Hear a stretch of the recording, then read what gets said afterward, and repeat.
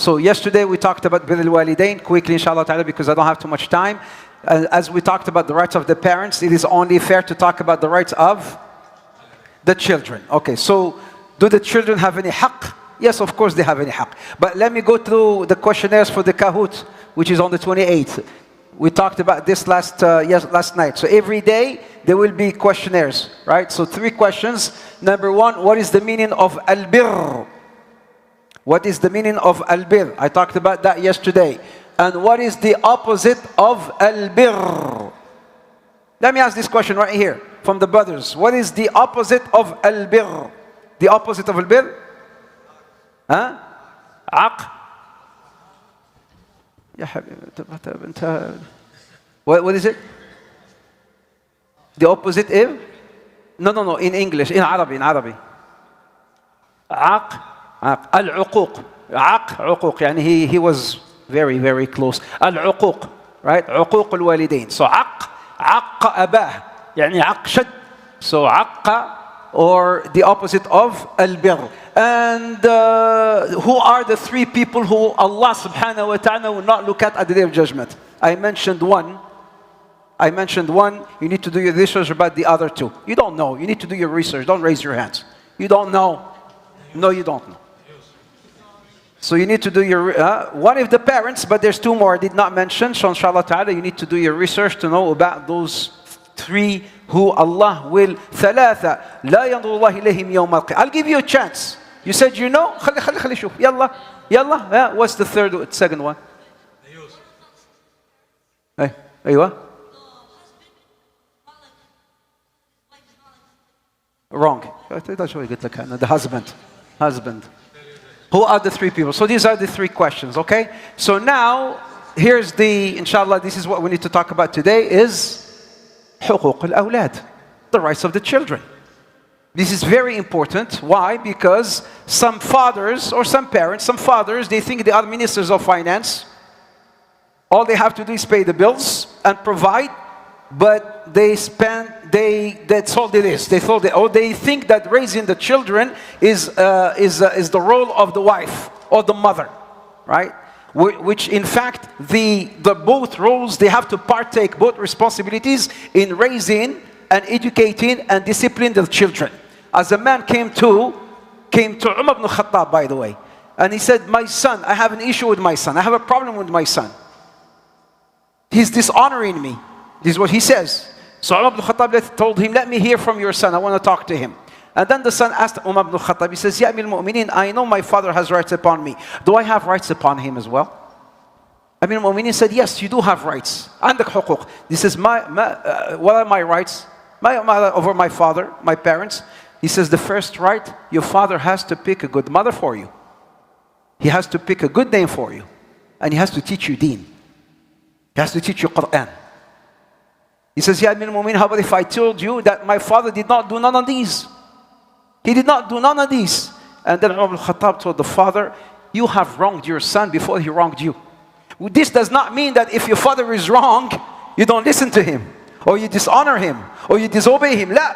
You do your duty as a son and as a daughter, as we mentioned yesterday. But you and like fathers and mothers and parents here today, we need to understand that our huquq, that the children also have huquq. As I mentioned, the hadith of the Prophet when he talked about al-muflis, the bankrupt, if you remember, the bankrupt is the one who will come with a lot of deeds, with lots of hasanat, but at the end, there are people who he has wronged, and maybe his children he's wronged. Wallahi alladhi la ilaha illa, what scares me is if your son comes in the day of judgment, or your daughter, and she will say, or he will say, Ya Rabbi, don't blame me, blame your dad. My dad, not your dad. Blame my dad. He didn't teach me, he didn't tell me. Or blame my mother, she didn't tell me. I don't know. Ya Rabbi, it's all the time that you're giving, all the things that you're doing, all the efforts, all the sacrifice, and at the end they will blame you for not teaching them and telling them. So I want to tell you one thing, and I will end insha'Allah ta'ala. One language that we need to use with our children. Prophet Muhammad was the best in this. Fatima, as you know, Prophet Muhammad used to love Fatima more like anything else. Fatima was that daughter because she resembled Prophet Muhammad in everything. And who says this? Aisha. Because when you look at her, the way she walked, the way she spoke, the way it's all, even when she ate, as if Rasulullah is eating, as if Rasulullah is walking, as if Rasulullah is talking. Prophet Muhammad is sitting, Fatima comes in, the Prophet stands and he goes, he hugs her, he kisses her between her forehead, and he gives her his place to sit. Radiallahu anha wa ardaha. There is a language that Prophet Muhammad used to use with his children, something called the language of compassion, the language of love. There is a language that a lot of us parents use today, the language of giving them lessons, the language of reprimanding, the language of, when I came to Canada a long time ago, I had no money. You know, your father is that like that?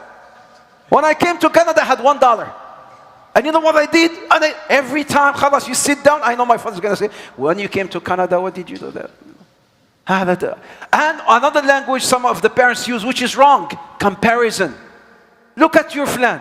Look how obedient he is. Look how, and the children, that kills them when you compare them to somebody else. So the language of love, like what? Prophet Muhammad ﷺ, he will tell Mu'ad bin Jabal. He will tell him, Ya Mu'ad, look at this language. He's holding his hand and he will tell him, Wallahi, I love you. Before he gives him any advice. Number one, Wallahi, he loves you. Wallahi, abka mahabbat qaltahu. Is that right? Is that right? Okay. He didn't understand nothing. Wallahi, I love you. So then that attracts his attention. Oh yeah, so what do you have to say? And then he tells him, Ya Mu'ad, don't miss at the end of every salah you say, Allahumma a'inni ala dhikrika wa shukrika wa husni ibadatik. Look at the advice. Before the advice, he told him, I love you. And then he calls Abu Umama. He calls Abu Umama. He's about 16 years old. He says, Abu Umama, there are some people, إِذَا رَأَيْتُهُمْ يَلِينُ قَلْبِي لَهُمْ.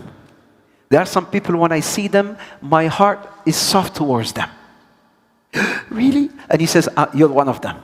Allah, you're one of them. And then Abu Umama is listening. He says, Ya Abu Umama, don't miss every time you come to your home, you say, Salamu alaikum. Wa alaikum salam. Every time you come home, say salam to your family. That will put barakah in your house. Look at the advice. This is what we call the language of compassion and love. Sisters, one question for you. Sisters, one question for you. Assalamu alaikum. Wa alaikum salam. So only the sister who know can raise her hand. We have given our children everything except one thing. We gave them love, we gave them money, we gave them everything, the latest and greatest. But there's one thing which really we're struggling. A lot of parents did not give their children. What is that thing? Education of deen. Deen, mashallah, a lot of them are here. The majority are here. We do. Even those who don't practice, they still bring their kids to Quran. That's good. So, but there's one thing we did not give them. Trust. Huh? Trust. Ishia? Trust? La, wallahi, no, that's not it. There's one thing most parents fail to give their children quickly. Time. هذا هو. This one. Give her chocolate and one spa. Time. You gave them you gave them money. You think money will do it. Time. Your children, they need your time. Your children, they need your love. Your children, they need you. Yeah, you may disagree with me, but sometimes we need to sacrifice little things to spend more quality time with our children. It's not like we're sitting with them and you're watching TV and you say, I'm spending time with my children. That is wrong. I'm talking about quality time, my brothers and sisters. May Allah subhanahu wa ta'ala bless you. Yesterday, I gave chocolate to the sons, to the kids right here, who I said, go and hug your fathers, as I'm getting ready for the Sheikh, inshallah ta'ala. Now I'm going to give chocolate to the fathers, who will hug their children and tell them they love them. Language of love. Only the fathers will get chocolate. If you hug your son, a sister, give them chocolate. If you hug your son or daughter and tell her that you love her. Hug your children, tell them you love them. Aywa. Hug your children and practice the hadith of the Prophet Muhammad. Hug your son and practice the hadith of the Prophet. Hug here, hug. Hug your son and daughter and tell them that you love them. Who else? Here we go. Who else? Hug your, you have a son? Go hug your son. أيوة, hug, أعطيه. خلاص, Sheikh is ready? Hug, did you hug him? Did you tell him you love him? Tell him you love him. Tell him. Did you tell, I don't know when my dad. Go hug your dad and tell him to tell you he loves you. خلاص, يلا, جزاكم الله خير. يلا, جزاكم الله خير. May Allah bless you. بارك الله فيكم. بارك الله فيكم.